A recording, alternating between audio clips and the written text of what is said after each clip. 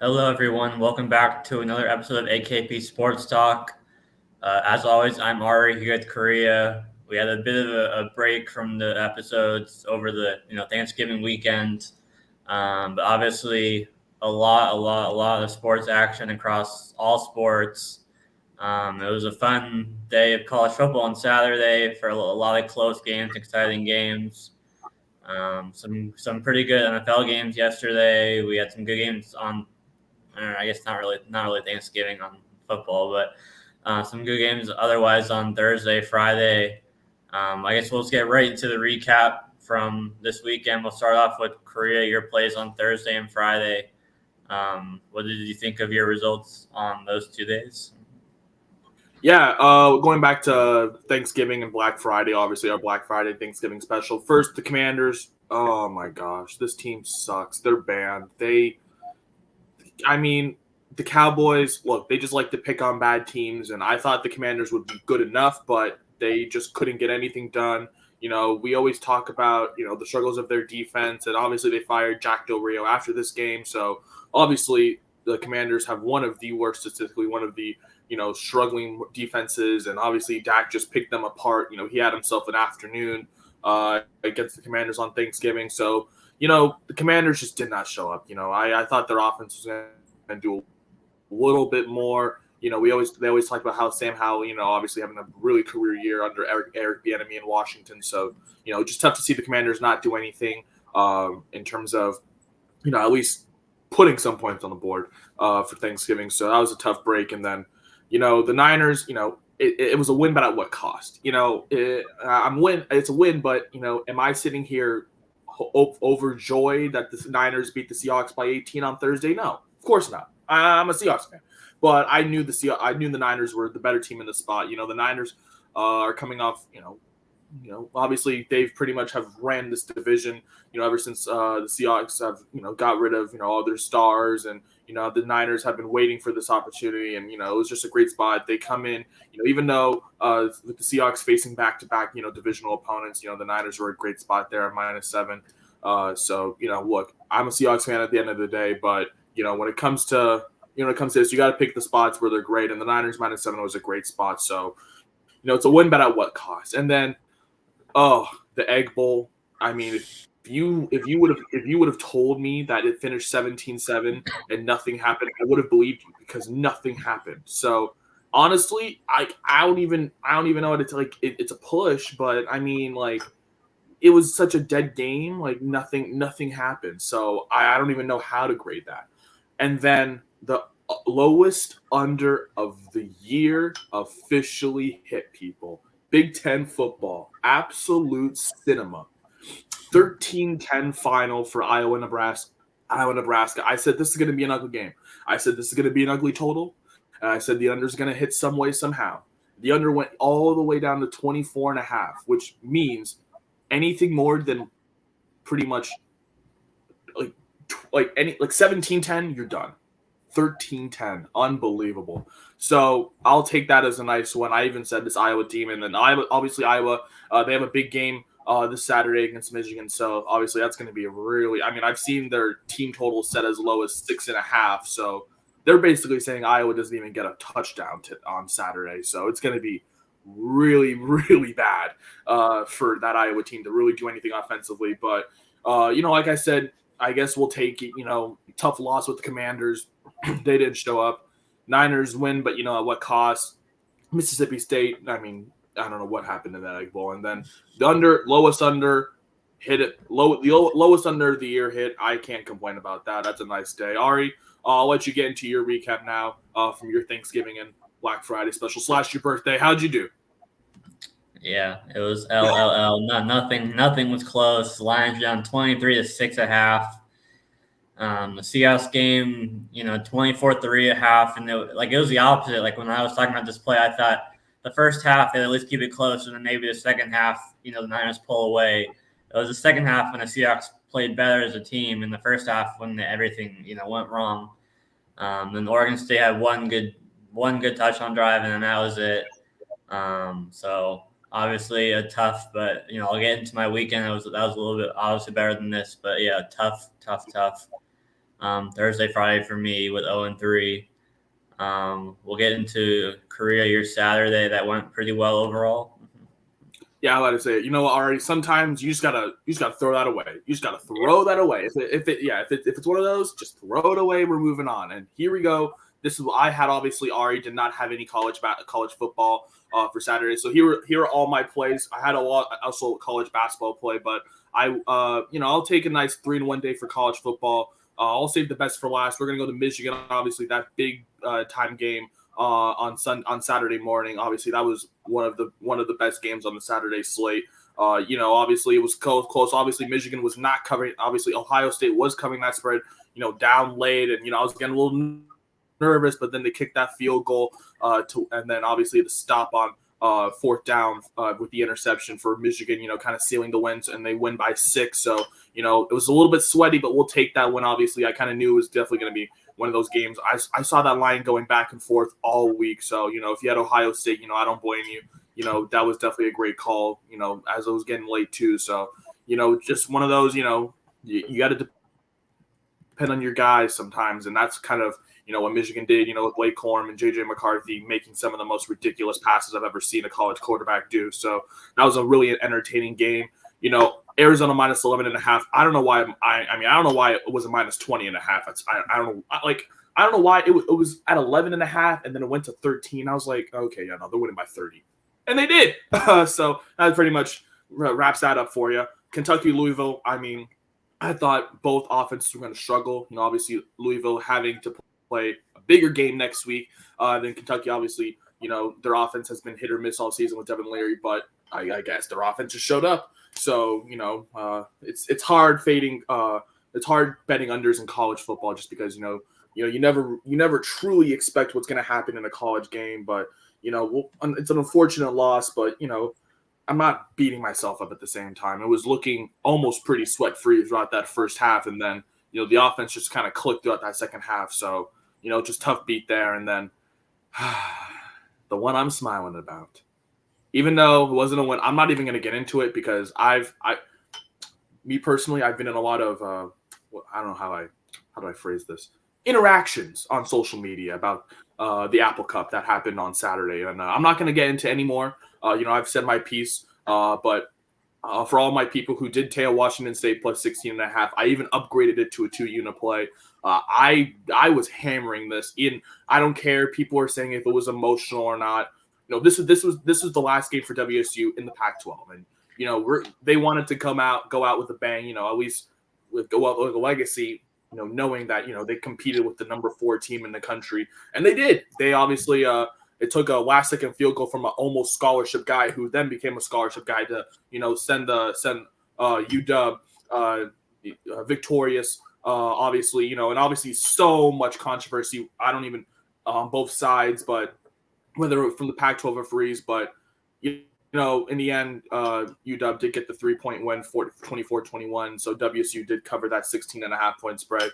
If you had WSU plus 16.5, you were looking, oh my God, like they could win this game. But obviously tough loss. So I'm not going to complain about it anymore, just because I'm just going to say UW fans, we'll see how Friday. And then obviously the last game, San Diego State. Look, it's so hard with these college basketball teams because you expect the team to shoot well and they just can't shoot the ball. I take San Diego State minus 13.5 against a really bad Cal team because remember, people, we're going to be fading Cal every single game this year. They're so bad. They are so bad. And you see San Diego State, I thought, this was a great bounce back spot for them. They couldn't shoot the ball. Obviously, the game went into overtime. I think they got the win, but, it's just one of those games where, if you're shooting 15% from 3-point range, you're not going to win. So it's just one of those tough losses. If you can't shoot the ball, you're not winning. Versus if your opponent is doing just enough, then they're gonna be alive in this game. So that's just another tough beat along this college basketball season. But I'm not going to let it destroy us. I'll take a nice 3-2 day overall. 3-1 in college football, 0-1 unfortunately in college basketball. So I'll take that as a nice end to my weekend. Ari, I know you were having a rough day on Thursday and Friday, but how'd you do Sunday for the bounce back? Yeah, positive day, 2-1. Titans and Colts both covered. They both won by 7 points. Both was what the Panthers and the Bucks had chances to tie at the end, but the defenses held through for the Titans and Colts. But the Bills one was very, very tough. The Bills had so many chances. You have Jake Elliott hit a 60-yard field goal in pouring rain to send it to overtime. Bills get the ball first.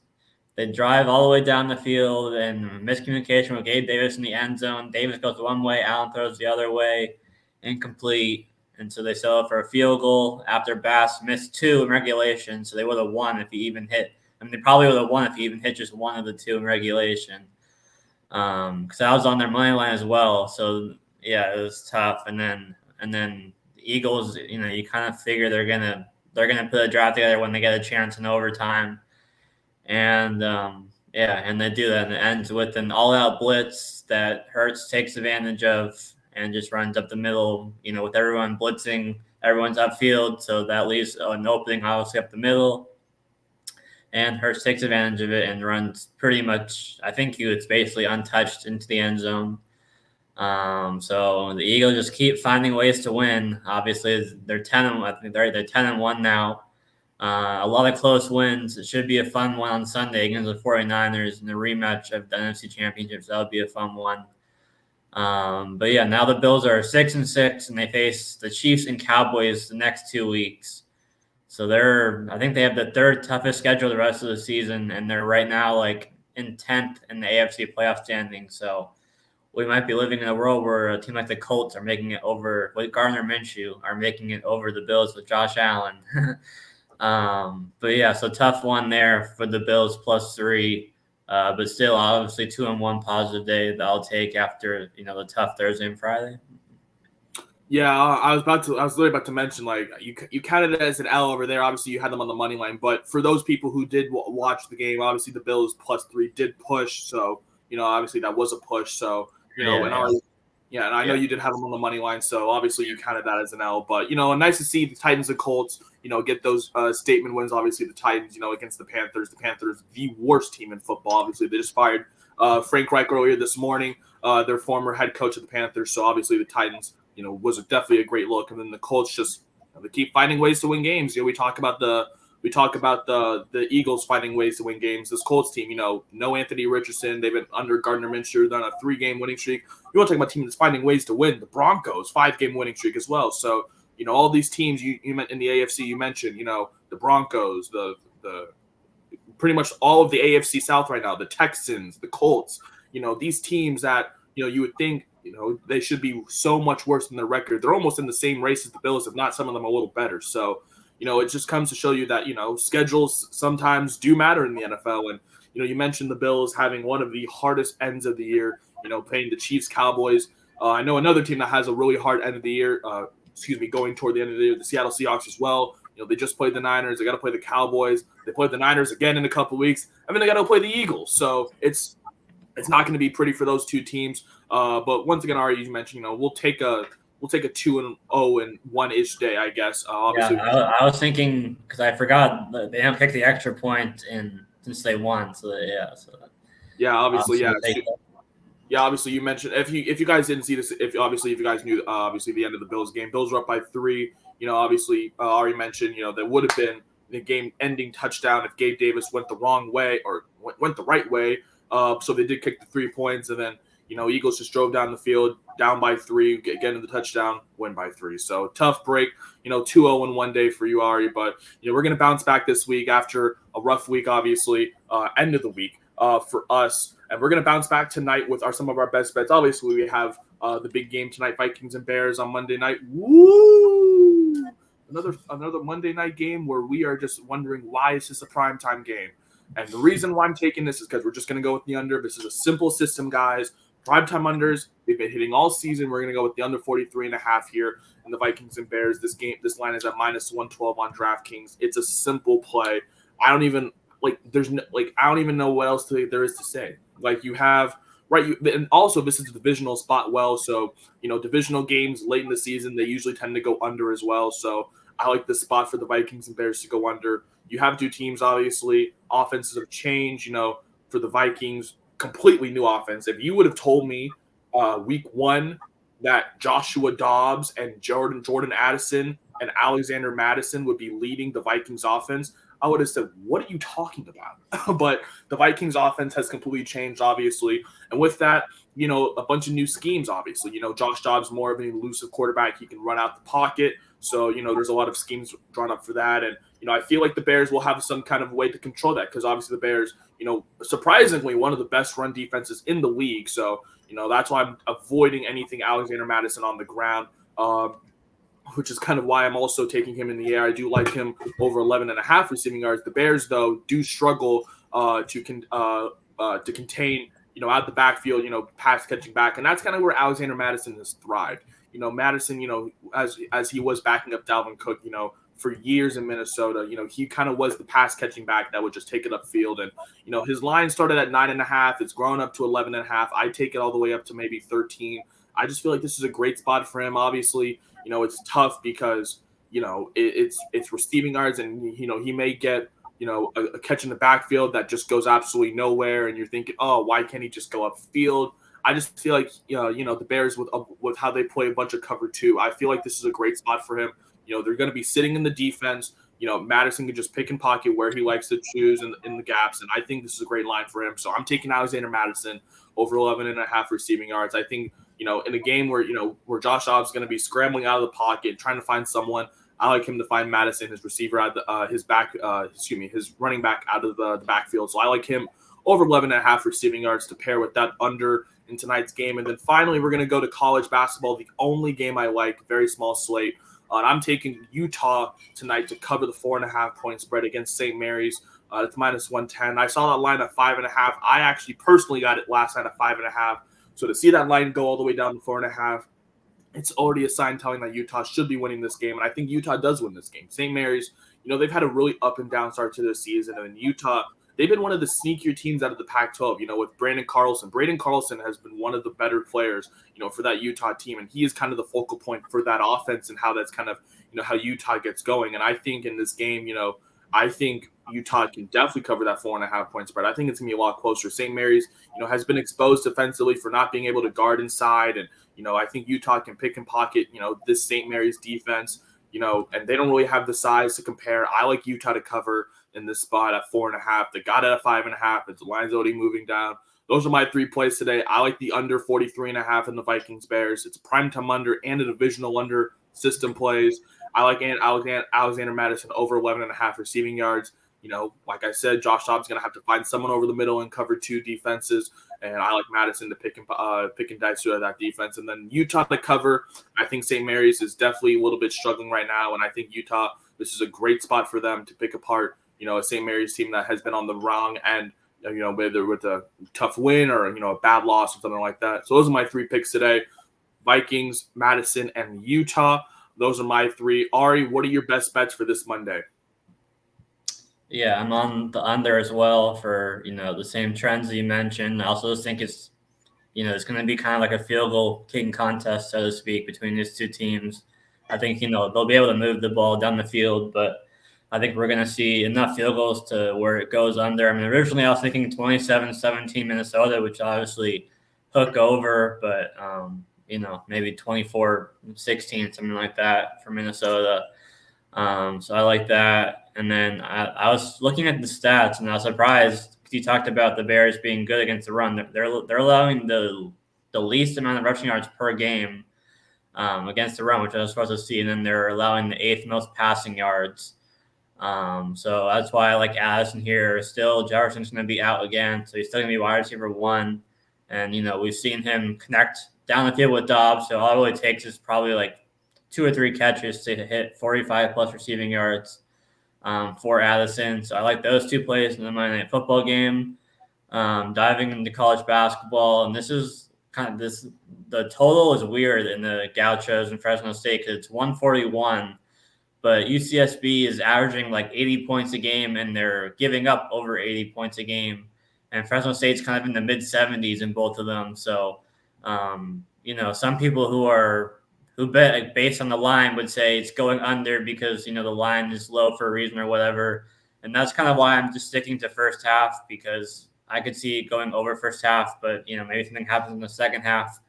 But UCSB in all 4 of their games have soared over 66 points. Obviously, it's different teams, different matchups, but still, they scored 40 plus in most of their 4 games so far, and Fresno State as well. So I'm taking the over 66 in the first half in this late night game between UC Santa Barbara and Fresno State. I like the full game over as well, but it's so like I thought this would be like 155 to 160 based off what both of these teams have done early on this season. So I'm just taking the first half on over to be safe.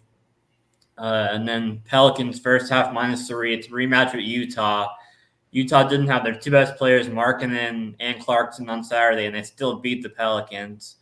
Right now, Clarkson and Markkanen are both questionable. Markkanen did not practice on Sunday. Clarkson did practice on Sunday. So based on that, it's probably going to be Clarkson will be back. Markkanen will be out again. And the Pelicans should have everybody healthy, Ingram, Zion. So I'm just kind of going with they're 5-point favorites for a reason, despite losing to the same team, in their last game on Saturday. But like I've said a lot of times on here, I just like picking teams to get off to a fast start, get out in the first half. So I like them to cover here, -3 in the first half. So Vikings Bears under 43.5. Allison over 44.5 receiving yards. UC Santa Barbara, Fresno State, late night tonight. First half over 66, and the Pelicans first half to cover 3. I like those plays, Ari. I already talked about the Vikings Bears under. You mentioned Jordan Addison. You obviously know Justin Jefferson once again for this Minnesota Vikings offense, and you mentioned the Bears. Obviously, surprisingly good against the run. They allow the least rushing yards per play, but 8th in yards in terms of passing yards allowed. So I definitely expect a bigger day. For Jordan Addison, like I said, Alexander Madison as well. That's who I'm tailing as well. So. We're taking guys on the receiving yards today, Jordan Addison and Alexander Madison. For me, over 11.5, already 44.5 for Jordan Addison. I like UCSB, Fresno State as well. I think, with these tricky college basketball lines, and these teams that shoot the ball really well, they kind of expect them to cool off. So, that's kind of maybe why, these offense, that's probably why that total is so low. But, and that's kind of the thing with college basketball. It's really hard because, these teams can get really streaky, and then all of a sudden one night in a game where, you don't expect them to get cold, they can't hit a 3-point shot. So, I do like that first half. That's how usually, college basketball teams, like to play. They like to, be a little more competitive, kind of get their rhythm in the first half. And then, second half, teams get a lot more defensive and a lot more, in terms of how they play, on the defense side of the basketball. So I do like that first half over, get out, as you said. That's kind of how we've been attacking most of these basketball games as well. And then speaking of the other one, Pelicans first half as well. You mentioned, the Pelicans literally just facing the Jazz not even that long ago, without their 2 best guys, another system for getting it out in the first half. I like the Pelicans to cover that spot at -3. You also, like I said, you can find all of these plays on our Twitter. That's going to be AKP Sports Talk down below. We're going to be having all of these plays posted in a little bit. And obviously the video will be linked down below. We will be having the video, linked every morning after we record it, and it is posted for you guys to watch whenever you guys can. But that's going to do it for another episode of AKP Sports Talk. That's Ari. I'm in Korea. We will be recapping all of these bets tomorrow, Tuesday morning, the 28th. But for today, we're gonna sign off. We hope you guys can win some money today. We will see you guys tomorrow.